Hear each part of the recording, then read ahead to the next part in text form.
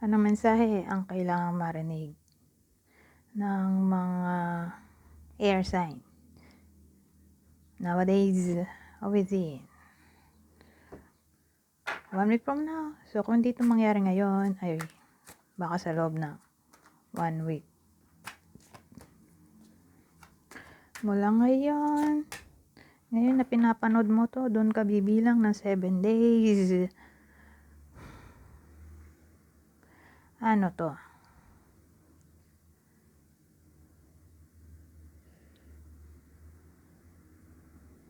Well, may new love interest tayo dito, oh. Whether new love interest o current partner o partner. Kaya lang toxic. Kahit naman to i-reverse mo, eto toxic. Kahit naman i-reverse mong ganyan, toxic pa rin yan. Kasi hindi nawawala yung energy ng devil, nababawasan lang. So pag ganyan, sabihin natin new love interest. Whether dumating na to o darating pa lang. Toxic in a way na paasa siya o sabihin natin ang gusto lang niya ay friends with benefits o baka dalhin ka sa third party situation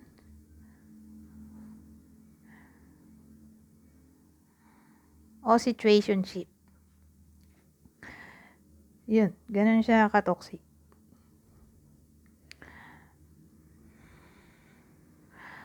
Ngayon, kung in a relationship na, yung iba sa inyo ganito, toxic in a way na magiging selfish yung person mo o magiging prone sa pakikipag-away o pwede rin namang silent treatment ay posible pag-visit sa'yo. Kung hindi siya maging physical sa'yo na tawag dito, saktan ka, baka hindi ka pansinin. So, sino kaya yung possible partner ng iba sa inyo o new love interest? Para malaman natin kung kanino tatama to, kaninong air sign. Okay? So, someone younger than you? Kasi may page tayo. Pwedeng Virgo o Scorpio. Di lalo na kung ex yan. Pwede rin. Ganon. Kasi may tayo dito, judgment. So, kunin nyo lang yung info na sa tingin nyo ay applicable sa inyo.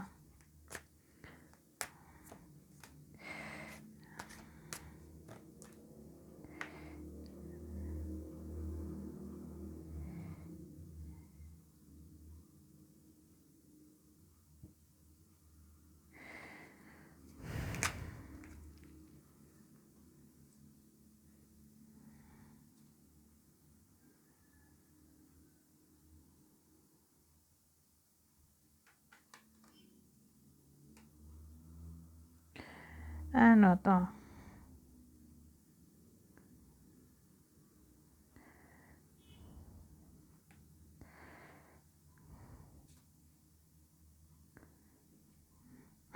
Siguro baliktad to.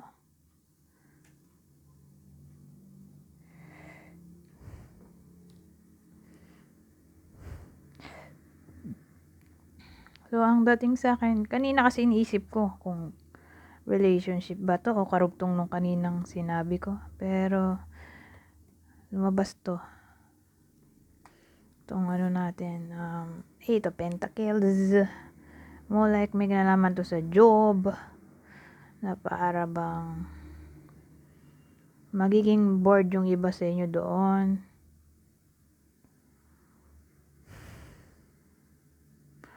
O baka ma-take advantage.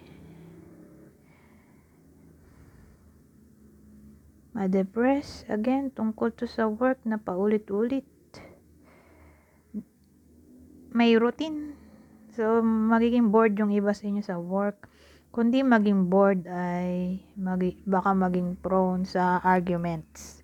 Dahil bumaliktad yung to, temperance. So, beware. Okay? Yung iba sa inyo. So, sino kaya to? Na baka mapaaway sa workplace. Bukod sa inyo. Na air sign. So, sino kaya yung pwede nyong makaaway o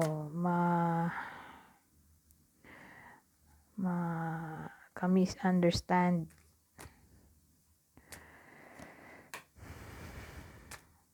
Pisces, Taurus.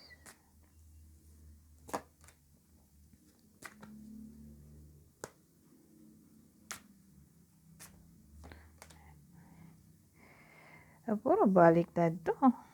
Ba nangyari dito?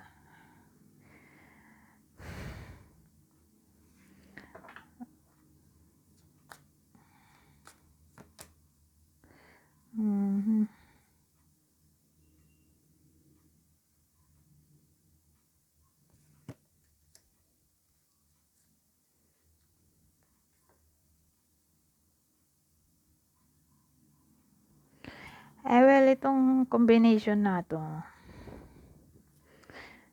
So, kinlarify natin, hindi siya tungkol sa relationship. Workplace pa rin.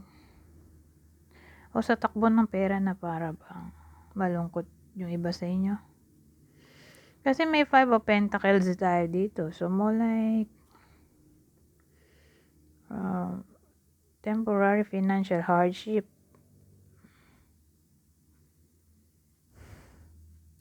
O sabihin natin unstable yung money.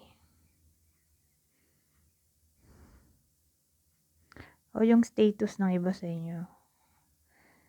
Sa workplace. Pero within 1 week lang naman yan. Hindi naman yan panghabang buhay. So, kuha tayo ng ibang deck. May iba naman yung energy.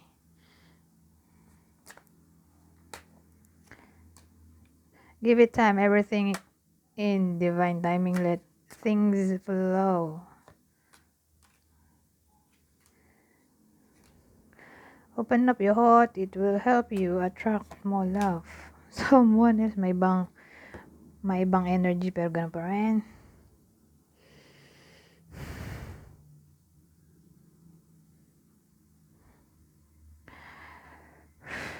So, either nangyayari na to o mangyayari pa lang dahil sa presence ng someone else dito mo, like may nalaman to sa third party situation. So, kung nangyayari na to o hindi pa, ang dating move on na. Dahil sabi dito, open up your heart. It will help you attract more love. So, move on na kasi rin, sabi din dito, give it time. Everything in divine timing. Let things flow. So, move on in a way na buksan mo ulit ang puso mo para sa ibang tao at in the divine timing o in the right time, darating din yan. Pero itong sabi dito, someone is in the middle. Someone is trying to sabotage this.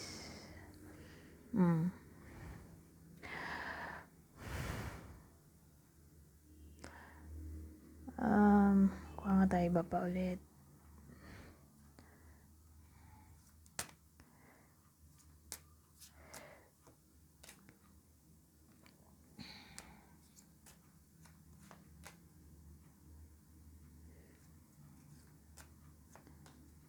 Ito maganda. Good news na to.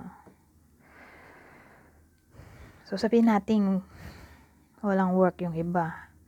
Siyempre, kung mag-a-apply, di matatanggap na. Okay? Magiging maganda ang takbo ng pera nila doon o salary. More like may kinalaman to sa corporate job o company. Who knows?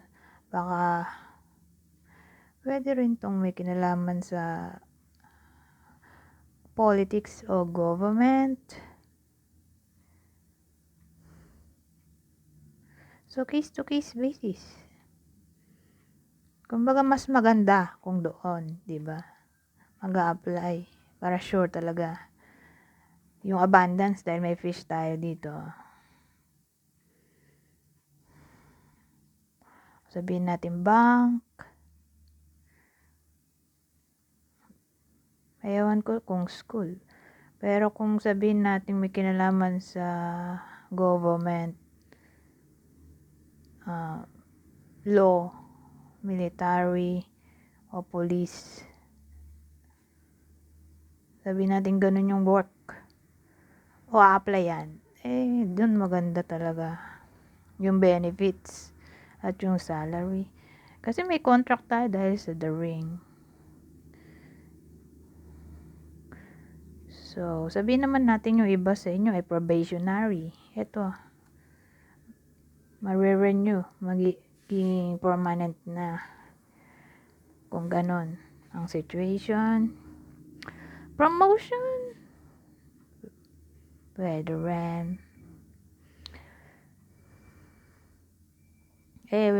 Sabihin natin hindi ganon yung work. Kasi karamihan naman ay hindi ganon ang work, di ba? Tulad nga nung sabi ko, pwedeng nasa hospital, school. Kung hindi ganon, sabihin natin entrepreneur. Hindi.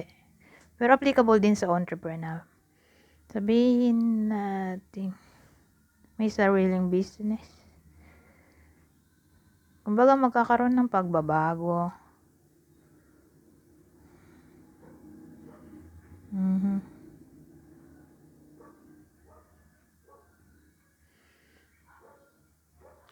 Pagbabago. Pero kino-compare ko tuloy doon sa kaninang ni-read ko. Baka magtalo siya. So, dito, ang dating,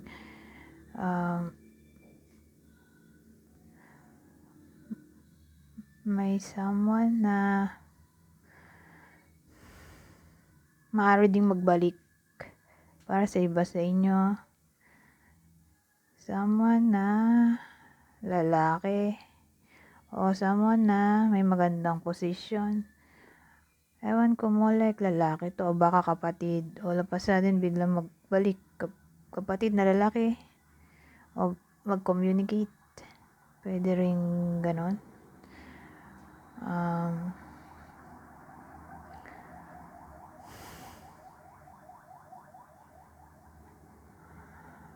Ano pa ba? Wala akong maisip. Commitment para sa iba. Posible rin. So, sino kaya yung magandang takbo ng love life dito? Kasi hindi naman lahat ay ganoon. O sino yung nagbabalik sa buhay ng iba sa inyo? So, again, mo like lalaki to. Libra, Pisces. Anyways, hanggang dito na lang. Goodbye for now.